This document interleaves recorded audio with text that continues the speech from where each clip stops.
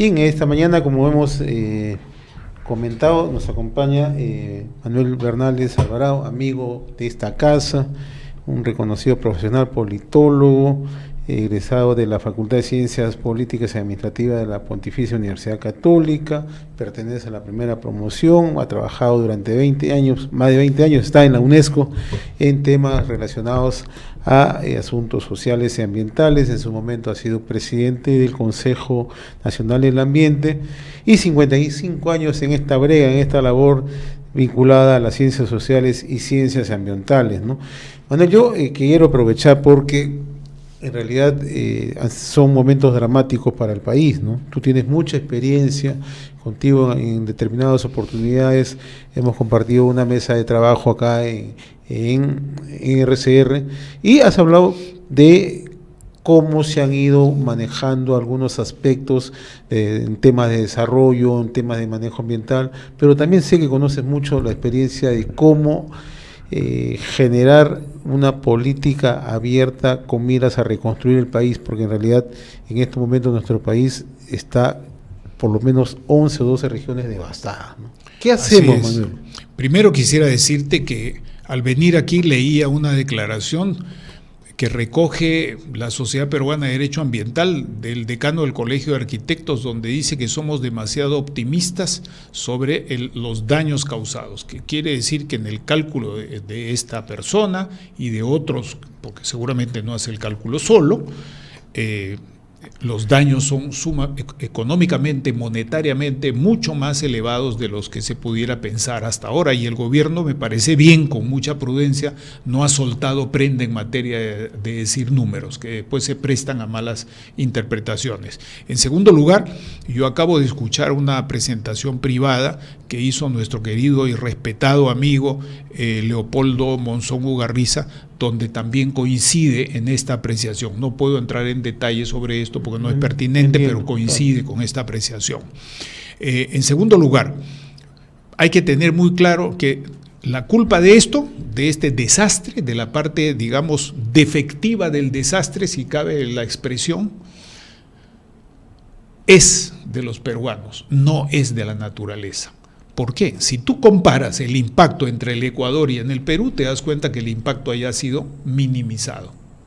Y ha sido también frontal contra sus costas, pero ha sido minimizado. No es que no exista, ha sido reducido, ha sido más controlado. ¿Qué quiere decir esto? ¿Por qué ha sido más controlado? ¿Quién lo ha controlado? El ser humano, la economía, que la hacen los seres humanos, las políticas públicas, las inversiones privadas, la acción del gobierno, la acción de los ciudadanos, la acción de las comunidades. Eso no ha existido acá. Tercero, ¿qué es lo que hace que sea más grave esto por causa de la irresponsabilidad nuestra, de los seres humanos? Y esto lo saben ustedes muy bien porque conocen Piura mucho mejor que yo, y te ruego que si no estás de acuerdo me lo digas para platicar. Primero, que hemos dañado el curso natural de las aguas. Las hemos dañado porque le hemos quitado el cauce que las aguas tenían para circular, tanto por invasión a zonas donde no se debe uno estar, como incluso aquí en Lima por clubes que han ganado terreno, así como dicen hay que ganarle terreno al mar, le han ganado terreno al río Rímac, y por eso se han producido ese destrozo que hay en el puente, acá hablando de Rímac, en la ferrocarril central, que en 150 años, mi querido José, no se había producido, o en más de 100 años no se había producido. Entonces, ¿qué pasa? Hay una colmatación de los cursos de agua, primer problema. Segundo problema, hay un empeoramiento infinito del problema de la basura. Todo está basurizado. La basura de todo tipo ha colmatado y se ha metido en todo. El daño es mayor por el lado de la basura que por el lado del agua. Así es, y a eso me quiero referir. Me parece que es mayor por el lado de la basura que por lo del agua, porque el agua finalmente tiene algunos factores que permiten, que es la evacuación, así ¿no? es. Y la evaporación, ¿no? Ya sea natural, cuando el cauce no ha sido completamente colmatado, llenado, o con ayuda de maquinaria y de fuerza de trabajo también, picos y palas, ¿no? Como se hacía antiguamente en el país y se puede hacer ahora en un proceso de rehabilitación y reconstrucción, o reconstrucción y rehabilitación más bien. Tercero, la basura industrial, doméstica, hospitalaria y de la minería ilegal o informal. Ese es un tema que no se está tocando, Manuel. Eso es terriblemente grave. ¿Qué podría pasar, siempre en el terreno de las hipótesis, en zonas como Lomas, Zapillica, o ahí en el norte del país, donde la presencia de la minería ilegal ha sido bien marcada, ¿no? Y son terrenos que han sido arrasados, ¿eh? Así es. Y nadie dice nada. La verdad que eso también es un tema que llama un poco a la reflexión en voz alta, ¿no? Porque no hay una comprensión cabal del tema, porque no se asumen responsabilidades. Los que se opusieron a inversiones medianas y grandes bien hechas, claro, para dar lugar a lo que ha ocurrido después, que es esta minería que yo llamo de contrabando, que comprendo la necesidad de la gente de sobrevivir, por si acaso, ¿eh? Pero también comprendo la necesidad de todos los demás de cuidar la heredad, el patrimonio que no es nuestro, sino que es para las generaciones futuras. Eso también son las dos caras de una sola medalla, ¿no? Entonces, ¿qué es lo que pasa? Hagamos una prueba. Si tú tienes tu jardín y si te cae ahí un poco de litio, de cobre, sin ir muy lejos, de cloro, ¿qué pasa con tu jardín? Se quema, se malogra porque se esparce. ¿Qué va a pasar ahí? Se va a esparcir aquellas cosas con las cuales la gente ha estado trabajando dentro de sus casas o en sus pequeños solares, que ha sido su minería artesanal, irracionalmente desarrollada. Ese es un tema muy delicado, ¿no? Pero por supuesto que sí, porque para eso, yo pregunto, ¿tenemos medidas prontas, capacidades actuales, no futuras, actuales, para encarar el control del factor de riesgo de contaminación minera? No lo sé, no lo sé. Desde la época en que me tocó ser presidente del Consejo Nacional del Ambiente, hemos insistido en el tema de la basura. Iniciamos una campaña que luego BRAC no la continuó, no sé por qué, no la continuó Toño BRAC. Se enfocaron a proyectitos o proyectos medianos en vez de ir a políticas de Estado en materia de tener una patria limpia. Así empezamos en la campaña. Quiero a mi patria limpia, el Perú no es un basurero. Eso sí lo repitió Toño BRAC, pero no se convirtió, no le echo la culpa solo a él, no soy estúpido, no, eso sería el hecho que lo cites porque era ministro, no porque sea el único responsable. Responsables hemos sido varios ahí, ministros, presidentes, gobierno, no gobierno, empresarios, porque no se implementó una política de Estado en materia de recuperación de la basura. Tercer elemento, ¿de qué vive la gente en Piura? ¿Vive la gente solamente de las carreteras, del comercio, de la agricultura? No. ¿De qué más vive? Vive del mar. Así es. ¿Y qué está pasando con el mar, mi querido Pepe? Tampoco tenemos una apreciación sobre el impacto de los daños causados en la zona marino-costera. Y el otro elemento adicional son las costumbres. Ya aquí no son solo las políticas públicas, sino la fuente de las políticas públicas que somos los seres humanos. Y la costumbre de los seres humanos, no solo en el Perú, sino en muchísimos sitios, y voy a citar ejemplos, es de vivir por las facilidades relativas que tiene la pobreza a la mano, la pobreza, la miseria a la mano, de vivir donde no debe vivir. Te doy un ejemplo. El año 80, cuando yo era funcionario del gobierno revolucionario sandinista y estuve a mi cargo la zona norte, la zona central norte de la asistencia por las lluvias y el desborde del lago de Managua, eso estaba absolutamente podrido, y la gente vivía ahí. Cuando me tocó estar después, en el año 81, en el huracán en la zona de La Mosquite, a la costa atlántica, lo mismo, la gente sufría por tener sus cosas tan cerca a la playa. Y contaré un detalle. Estaba yo en ese momento, en un fin de semana de descanso, pues estaba agotado, nos fuimos a descansar con unos amigos y no pudimos salir de ahí durante 7 días, porque el huracán duró 7 días. Cuando por fin abrimos las ventanas del hotelito donde estábamos, pues nos quedamos encerrados 7 días, comiendo lo que había ahí dentro del hotel nada más. Había desaparecido la playa y la carretera. El mar estaba prácticamente en la puerta de la casa, ¿me explico? Otro ejemplo, Nicaragua. Ese es Nicaragua. Otro ejemplo, Honduras, 1998, el huracán Mitch, que prácticamente arrasa varios países. El principal problema, y esto está documentado por público, sector privado, mis colegas del Programa Hidrológico Internacional trabajaron en eso y otros más. El principal problema es la ubicación de la gente donde no debe estar, la basura, la colmatación de las fuentes de agua. Cuarto problema que quiero mencionar, entonces, el tema de la zona marítimo costera. Claro. Pero hay otro problema más. ¿Qué tipo de energía tenemos en el país en otras partes donde no se han producido estas lluvias, pero continuamente se producen relaves y aquí se han colmatado las plantas para el agua potable? Eso ya es un hecho, ¿verdad? Y eso ya no se ha colmatado, simplemente no existe. Parte de nuestra energía es la energía hidráulica. Y tú y yo, que hemos trabajado en el sector energía y minas, sabemos muy bien cuánto cuesta y con qué periodicidad cada vez más corta hay que limpiar y tratar de descolmatar las principales fuentes energéticas hidráulicas. Bueno, esto está ocurriendo en el país. Gracias a Dios, a la naturaleza, que no se ha producido sino un niño costero. Porque si hubiera sido un niño global, porque hay niños regionales y hay niños globales, estaríamos viendo los problemas con el Mantaro, podríamos ver problemas con Charcani, podríamos ver problemas con otras. Pregúntale esto, invita a la gente del Colegio de Ingenieros, a los empresarios, a la gente de la sociedad de ingenieros. Yo estuve la semana pasada acá al arquitecto Arturo Yet, ¿no?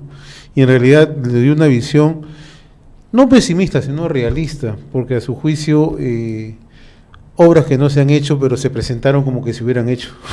Sí. Es algo bien digamos, llama mucho la atención, ¿no? Porque además dijo que hay obras que no han tenido una supervisión final, ¿no? Así es. Y eso sí tiene que ser una alerta, sin caer, digamos, en un pesimismo, pero es necesario que hacia adelante miremos que en esta etapa de reconstrucción hagamos las cosas bien, ¿no? Efectivamente, y eso significa, primero, trabajar mucho con la gente, informar mucho a nuestra gente. Nosotros podemos quejarnos de que la gente no colabora, pero quienes se creen o están en condiciones de manejar mejor información, mejores medios, tiene que hacerse con una campaña gigantesca, dando el ejemplo, el buen ejemplo, persuadir a la gente, tiene que haber un cambio de que haga lo que ¿no? tiene que hacer, así es. Un cambio de actitud. Porque si no, lo que va a ocurrir es más de lo mismo, sí. Y esto tiene que representar una acción de comunicación social, de comunicación personal, de redes y de ejemplos concretos de la gente que va a ayudar. Pero tú has trabajado mucho en zona rural, ¿no? En zona rural va a ser bien, digamos, el trabajo va a ser bien intenso para poder hacer comprender a las poblaciones su reubicación o las tareas que se tienen que emprender en los trabajos de reconstrucción, ¿no? Bueno, yo tengo ahí un matiz, Pepe. Sí, ¿cómo no? Me parece que puede ser más difícil en las zonas urbanas, donde ya la gente, después de dejar su terruño, llegó a otro. Y llega otro y se quedó sin el anterior porque ya lo perdió, lo vendió o no lo cuidó, o se ha fraccionado tanto la tierra por la herencia, pero llega otro y lo pierde y le dicen, no, tú no puedes regresar acá, ya no puedes estar junto al río. Pero el otro... Ayer me contaban el caso, o no sé si era por la televisión, ya tanto hemos hablado de esto, que una persona tenía su negocio lavando autos, cerca ahí donde el río se lo ha llevado todo, Pero entonces ese quiere decir que el hombre resolvía su problema de sobrevivencia, pero estaba contaminando el río. Así es. Y eso se hace en todo el Perú, Pepe, en todo el Perú. Si tú vas a Iquitos y bajas para subir a uno de estos botes bonitos que hay, estos barquitos que te cobran $800 la noche para llevarte a pasear, cuando bajas, ¿en medio de qué bajas? Bajas en medio de tubos rotos que botan todas las miasmas al río Itaia. Ya no es el Amazonas, es el Itaia. Claro. Cuando vas a Belén, ¿qué ves ahí? Ves cómo la gente vive ahí. Y vive ahí también no solamente en el Perú, sino eso ocurre en otros países de zonas tropicales húmedas como las nuestras.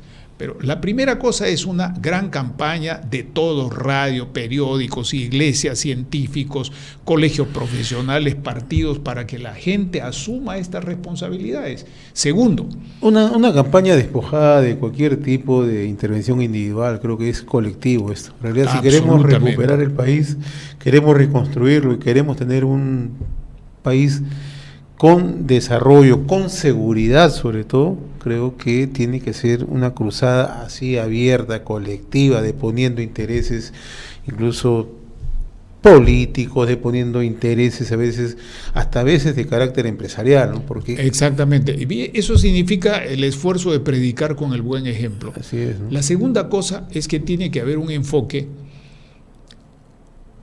Quiero expresarme de esta manera. Esto que estamos hablando ¿es solamente un factor? ¿Es factor geográfico? ¿Es el factor técnico? ¿Es el factor legal? No, el factor humano juega mucho. El factor humano juega mucho, pero es sobre todo una conjunción de factores. Así es. O sea, estamos manejando complejidad. Para manejar complejidad se necesita una visión de totalidad, no una visión técnica de que esto es un asunto de varilla, de cemento y fierro. No, esto es un asunto complejo. Cada inversión es un asunto complejo. Y en consecuencia, el otro criterio que se tiene que hacer es que hay que diseñar mejor las cosas.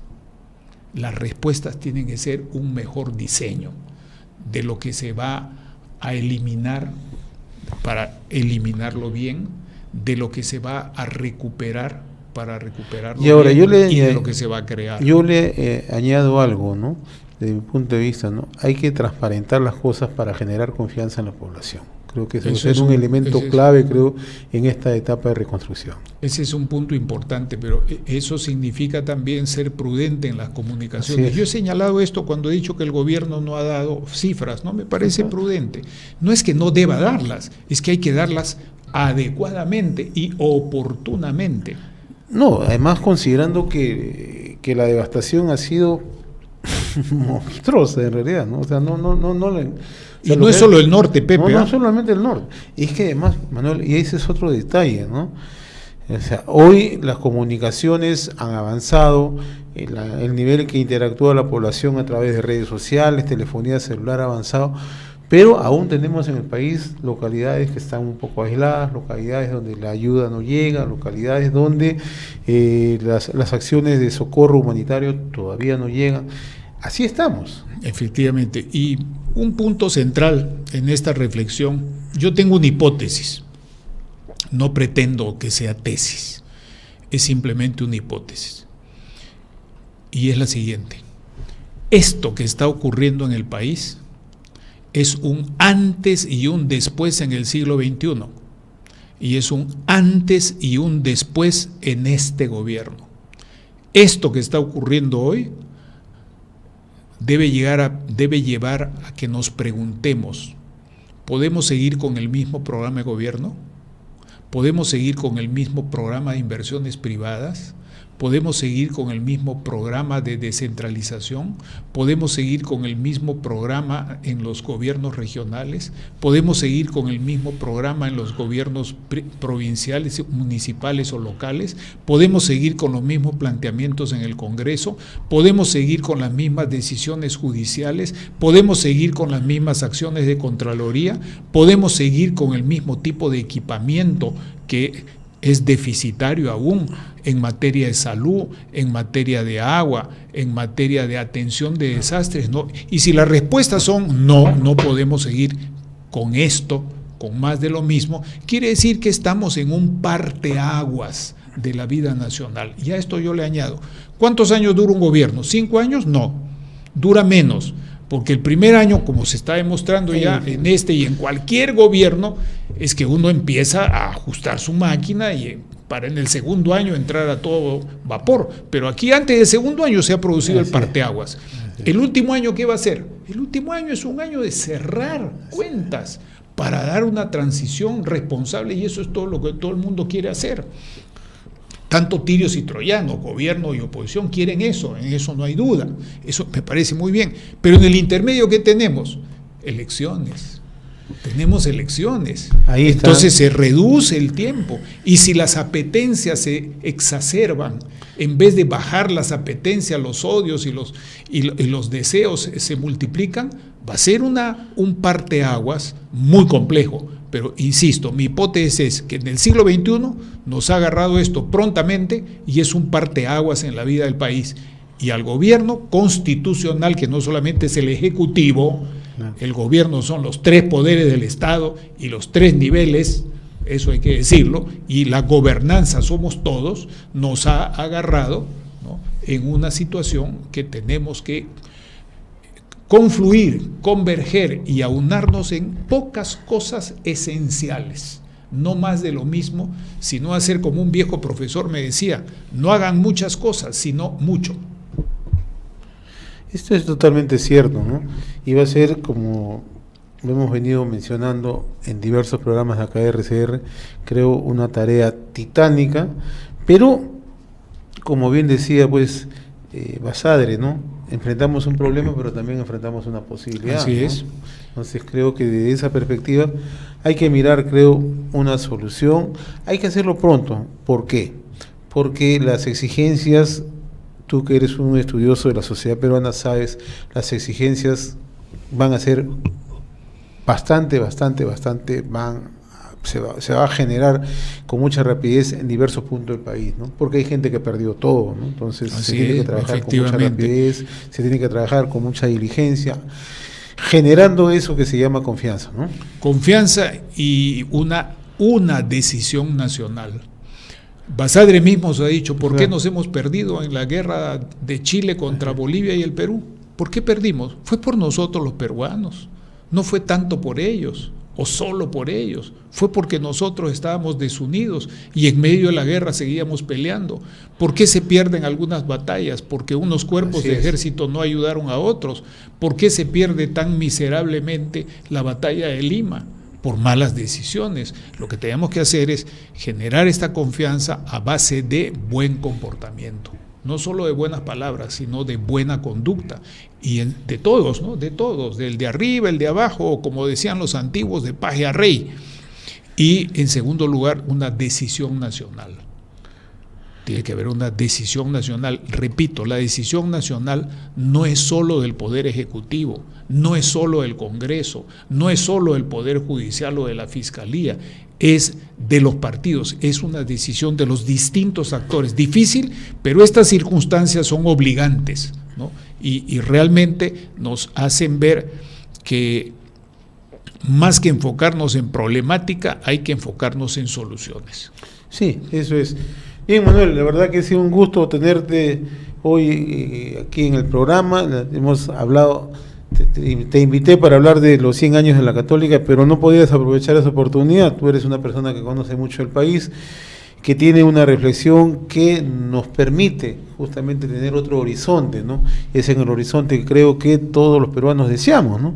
De salir adelante, de generar desarrollo y sobre todo, ¿no?, que muchos de quienes hoy están sumidos en estas afectaciones puedan recuperar pronto una mejor calidad de vida, ¿no? Gracias, Pepe. Ten la seguridad, yo abrigo esa seguridad, tengo esa expectativa, esa confianza de que en su primer centenario, quienes somos parte de la Universidad Católica, sabremos dar nuestro mejor esfuerzo generoso y disciplinado, una entrega fuerte a esta reconstrucción del país, a superar este parteaguas que es un gran reto y una enorme posibilidad.